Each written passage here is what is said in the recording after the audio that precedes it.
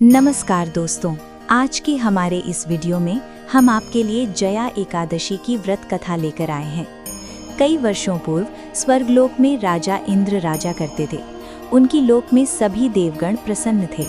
पारिजात पुष्पों से लदे नंदनवन में एक दिन देवराज इंद्र सोमरस का पान कर रहे थे। अप्सराएं उन्हें प्रसन्न करते हुए नृत्य प्रस्तुत कर रही थीं और कई गायक सुंदर संगीत प्रस्तुत कर रहे थे। मुख्य संगीतज्ञ चित्रसेन अपनी पत्नी मालिनी और पुत्र मल्याबान के साथ वहां उपस्थित थे।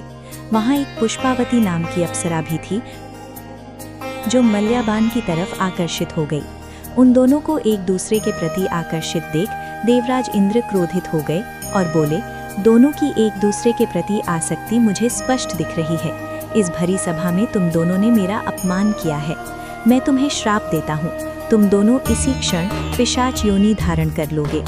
पति पत्नी के रूप में मृत्यु लोक में जाओगे और वहां अपने पाप कर्मों का फल भुगतोगे। इंद्रदेव के कठोर वचन सुनकर मल्याबान और पुष्पावती अत्यंत लज्जित हुए और उसी क्षण वो दोनों पृथ्वी लोक पर हिमालय के शिखर पर पिशाच के रूप में आ गए। चारों ओर बर्फ ही बर्फ थी, न खाने को कुछ था और न ही पीने को। वो ठंड से कांप रहे थे। उन्होंने एक गुफा में शरण ले ली।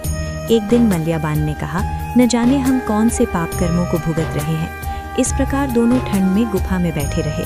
सहीत लहरों के कारण उन्हें रात भर नींद नहीं आई और सारी रात जागते रहे। भगवान श्री हरि का ध्यान करते रहे। संयोग से वो दिन जया एकादशी का था। उस दिन कुछ भी न खाने पीने और रात्रि जागरण करने से उन दोनों ने पिशाच का शरीर त्याग दिया और अपना दिव्य शरीर धारण कर लिया। एक दिव्य विमान उन्हें स्वर्ग ले गया। उन्हें देखकर देवराज इंद्र आश्चर्य में पड़ गए और पूछने लगे, तुमने ऐसा कौन सा पुण्य किया है जो तुम्हें मेरे इस श्राप से मुक्ति मिल गई? तब मल्याबान बोला, हे राजन, ये तो भगवान श्री हरि की कृपा से हुआ है। हमने अनजाने में उनकी प्रिय जया एकादशी का पालन किया, जिससे हमें ये दिव्य शरीर प्राप्त हुआ है।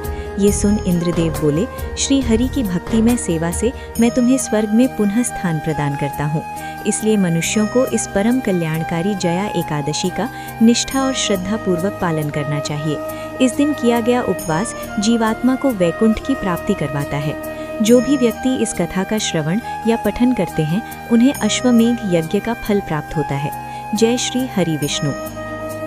अगर कहानी पसंद आई हो तो हमारे चैनल को सब्सक्राइब करें।